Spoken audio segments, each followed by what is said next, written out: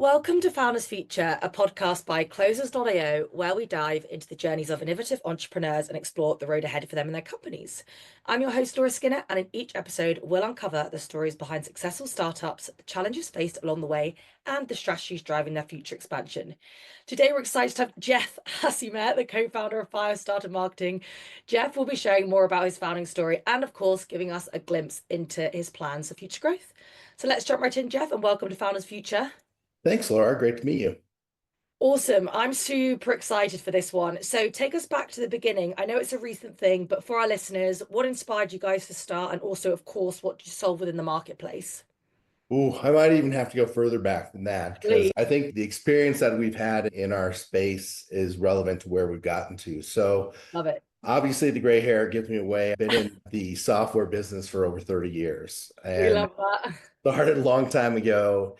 Mostly been hanging around the marketing technology, advertising technology space. And that's afforded me some really cool opportunities in my career. I'm very fortunate to work not only with some incredible people, but be there at the beginning of the internet where we were trying to figure out email marketing, display advertising, affiliate marketing, social media advertising, and all the tech behind that. And so I've spent my career really building what is now the infrastructure for what we use for marketing technology today. Love it. And, what was interesting in that, and being close to marketing and also being a CMO in those times, I would always get questions from my friends about what they should do about marketing, often on their small business. And clearly, I never really had time to do it. This is going to be my fourth startup that I've run from scratch. I've worked at large corporations, billion-dollar corporations. I've also worked with growth businesses and things like that. And so it's like, hey, go do this. And I'd give them some sort of complex marketing plan, and they'd be looking at me like frozen. That's cool, but I have no idea how to execute that. And so as I was more recently, I was working with a friend of mine, and I actually had some extra time on my hands, and he's like, God, what should I do for marketing? Things are dropping off and all of that. And so I started to automate building his marketing plan for him, building all the content for him, and then executing that into a plan.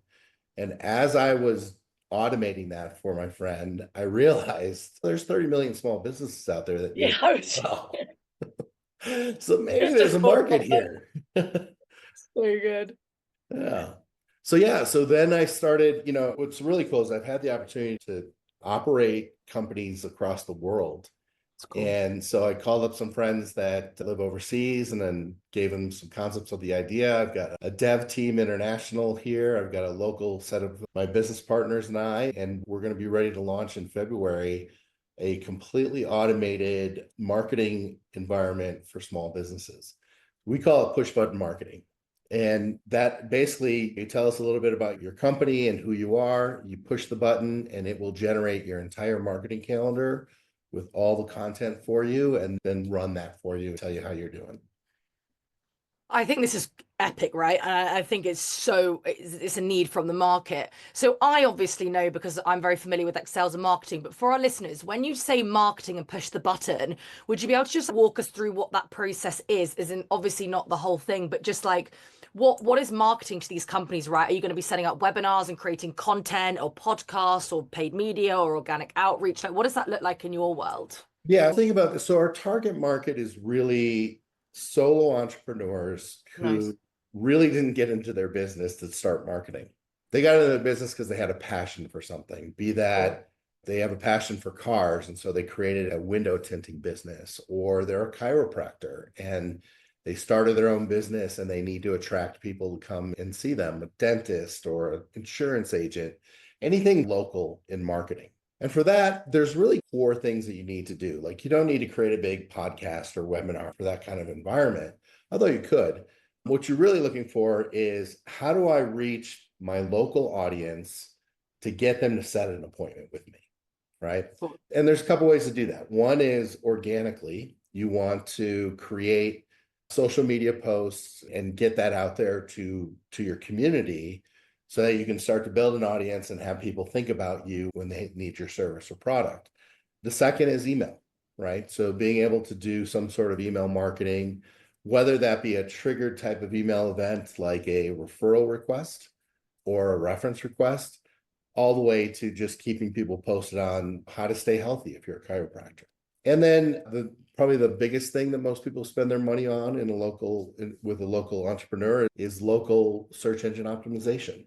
So getting your Google profile set up, making sure that's right, making sure that you've got good references on there, and that you're hitting your target market when people do a search, whether that's on their phone, online, or voice search. You want that optimized so people find who you are. And so what we're doing is we're really focusing there and helping people build social media content automatically and generating that we're writing all content for them and performing the imagery that they need, to triggered email events or standard marketing events that they're going to do from email, to SEO optimization or search engine optimization for these players. So it's a complete package for the solo entrepreneur. And again, we love marketing so they don't have to. So the idea would be you just push that button, you verify that you like the content, and it'll go for you. And how do you think about generating leads for yourself, right? And doing the marketing for yourself? Are you just going to, what do they say, drink your own champagne? Or I think I heard someone say eat your own dog food the other week. And I was just like, that hasn't come to the UK if that's American. But I get the concept, right? That might be a uniquely United States I term. think, yeah, there's a lot of things that are uniquely USA and uniquely UK. That's right, for sure. For sure. But yeah, what does that look like for you guys? Yeah, I actually think we're pretty unique in this because Kurt, Nathan, my business partners, and I, we really decided to start this business because we want to help people reach their dream, right? And create their dream. But we're finding that we can do that in two ways. One, through the app for these solo entrepreneurs that are looking to increase their marketing side of things. As we started to share this with our network, we found that there's a lot of people out there that would love to sell this and create a lifestyle business around what we're doing. And so I think we have 30 million people to reach. If I had to create a marketing budget to reach 30 million people, that would be millions of dollars, right? Millions. Millions and millions. And I'll be honest, I don't have millions of dollars to spend on marketing. I Right? wish. But what I do have is an amazing network of really smart people that can take on a vertical, right? And say, hey, you know what? I can sell 40 of these to a winery in Napa. Or I've got another friend who's focused on selling into higher education and admissions marketing. And I got 35 people who'll take this tomorrow. I've got another group that's focused on coaching and setting up, creating coaches for real estate. And Nice. we took this to them and they're like, every one of my coaches needs this. And so what we're doing is we're essentially building a partnership with a number of people and doing a long-term revenue share goal with people that want to sell this and maybe create their own thing. We're in that gig economy, right? If somebody wants to create a lifestyle for themselves, this is a really great way for somebody to do that because they can go out there and sell. The product's really great. It's needed. So you go out there, you sell, you create that account for them. And then as long as that account stays active, you get a share of the revenue that we're putting out there. And you can build your own business around it. You can sell it for me, Laura, if you want. Yeah, let's get in touch. I love that.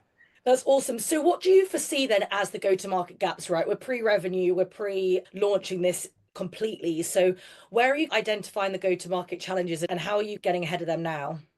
Yeah, and this kind of gets broader, I think, in today's market for software, right? So we're in a world where any software is replicatable. You don't really get a huge advantage for what you build in your software because anything's possible and you can do it fast and you can get it out there. What's really important is distribution. And that's the key to success in today's small business software market that's out there. Our goal is right now, from a go-to-market standpoint, we're definitely going to promote this online. Obviously, we're going to use our tool to do that.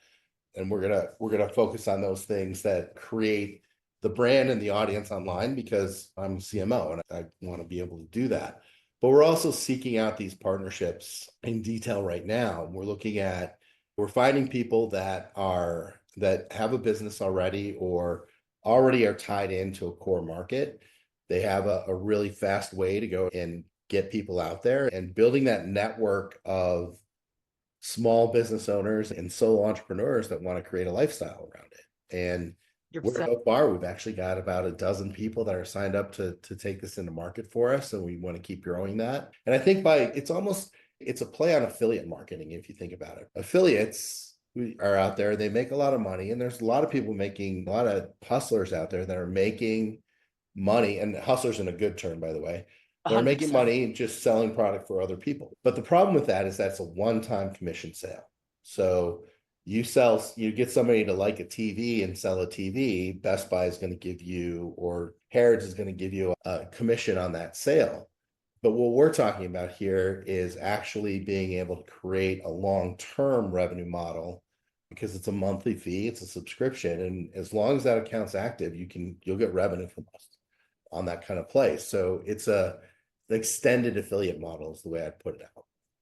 And how are you going to actually get these affiliates, right? You obviously need to speak to them. So are you just going to be going out yourself and presenting it to them, or what's your play there? Yeah, it's tapping our network. It's a marketing campaign that we're building out there to do that. It's working with people. There's a lot of agencies that manage that work for small businesses today. We tap into that group. We'll be doing a podcast ourselves. We'll be doing some social media advertising ourselves and getting that type of thing out there.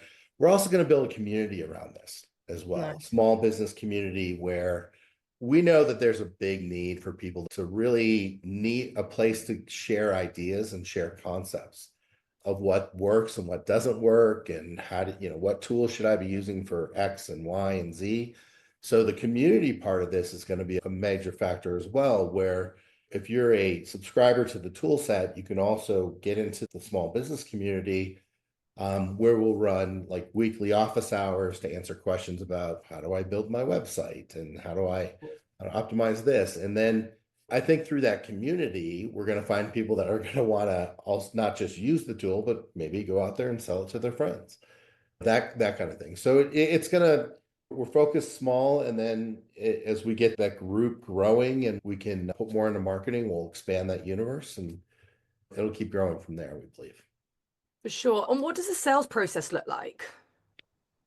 It's pretty straightforward. Obviously, you can swipe the credit card online and sign up online. So the idea would be, if you decide to be an affiliate, really the way our sales process has been, I live in a small town in Colorado, right? I walked down to the main street, and there are 40 businesses in just one building that could use my tool. So I literally just pushed the button on the elevator, went up to the top floor, knocked on the door of a I love chiropractor, and I that. said, "Hey, I'm working on something. I need some feedback. Do you have a minute?" Showed them the tool, and they literally went, "Can I have that? Like right now?" And I'm like, "Great, let's create an account for you." And so we literally created an account on the platform with them, put in their information, generated their marketing plan, and now I'm doing work for them. The idea would be all our affiliates could do that same process, put in their affiliate code, and as long as that affiliate code is associated to that account, they'll get their long-term commission. I love that. And do you feel, and this is just getting your feedback, do you feel like that's a predictable way to scale? I ask because it's interesting, right? Like, I understand the process, but is it a way that you can get enough what's coming in the calendar each week, right? So you can then reverse engineer your revenue, or is it just going to be a more of an ad hoc play and like slowly scale? I think eventually it's going to be predictable. Yeah. Think about affiliate marketing, right? At a certain point, when you have your network of affiliates, you can pretty much count on what you're going to get from them. Yeah. And you're going to know a couple things about that. Like everywhere I go, the Pareto principle applies, right? The 80-20 rule. So you're going to get 80% of your revenue from 20% of your affiliates there. And as long as your network's large enough, you can start to predict that revenue. I think early on, it's not going to be very predictable. We Of don't know course. how fast we can get this out.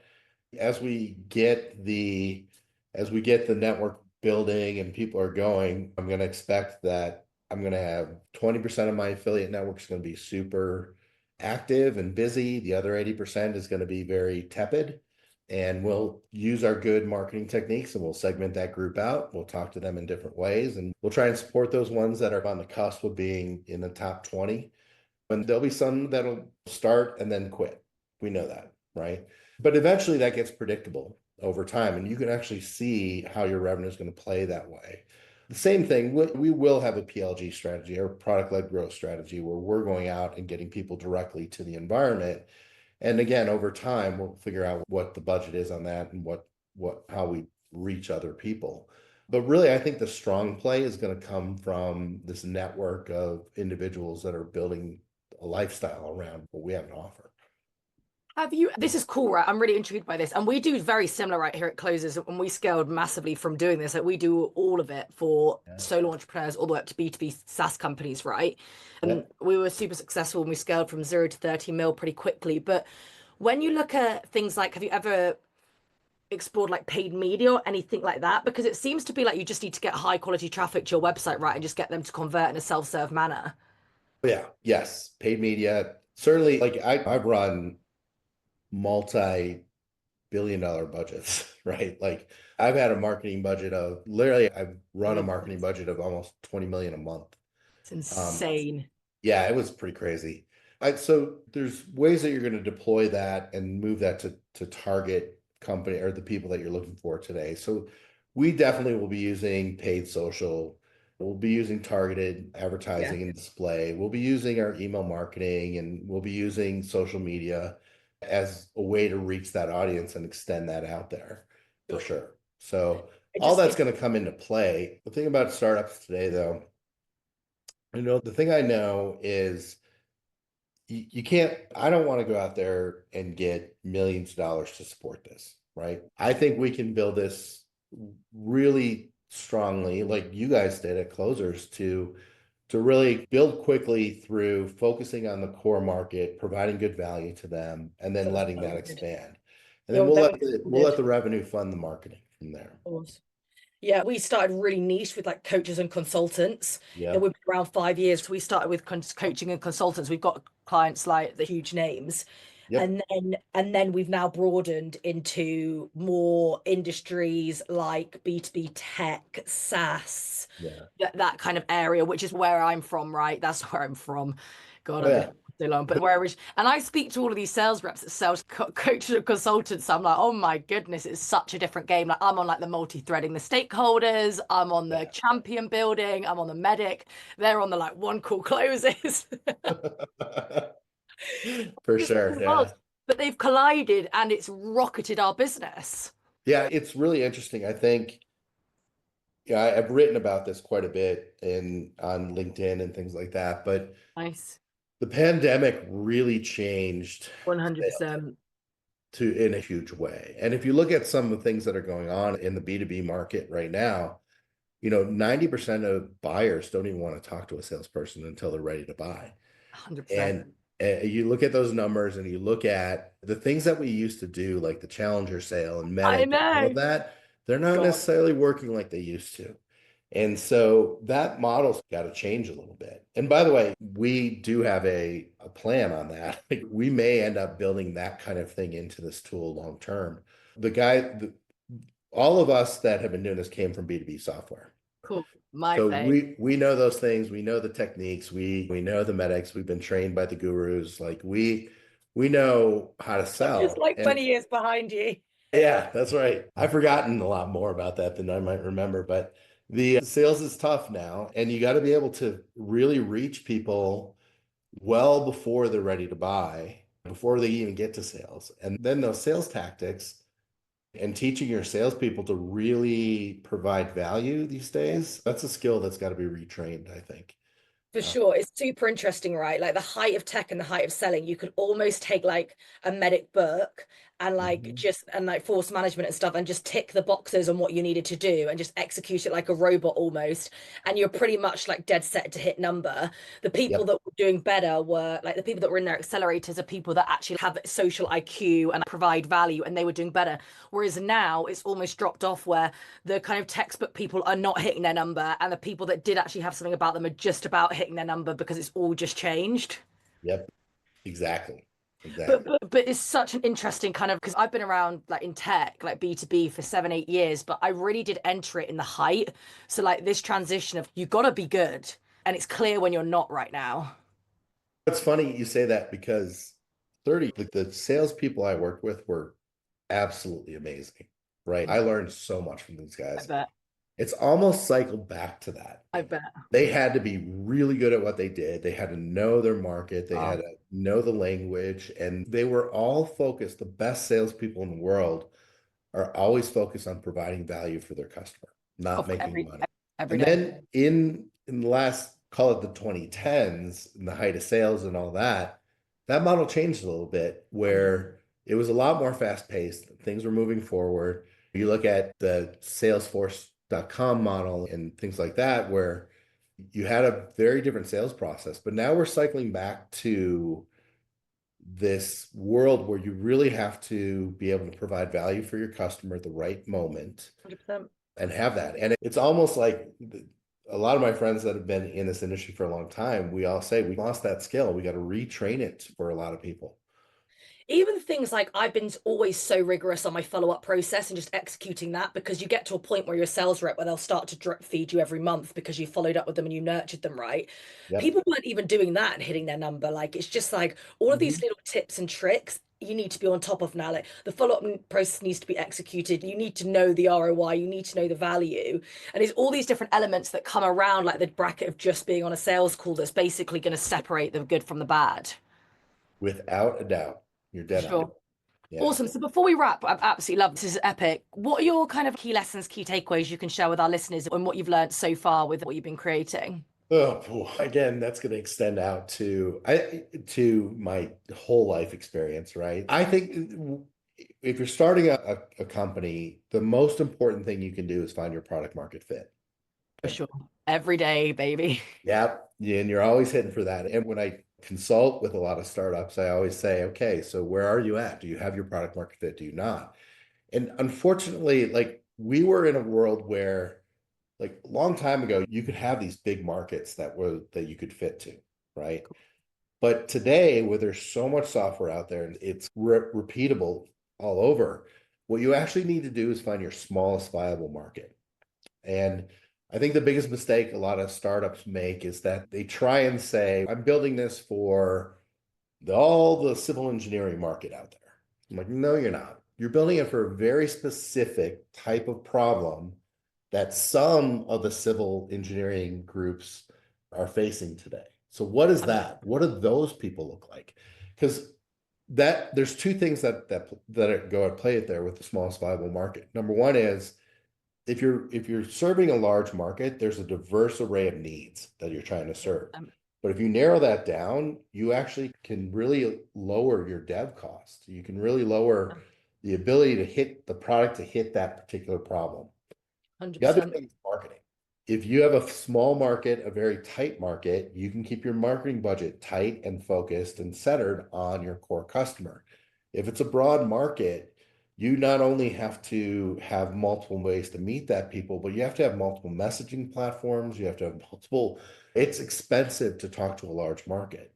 And 100%. so by keeping your market tight and being able to dominate that market and then grow from there to the next adjacent space and the next adjacent space, you're going to find a faster growth path than you would if you just went out there with this broad-based approach. So true.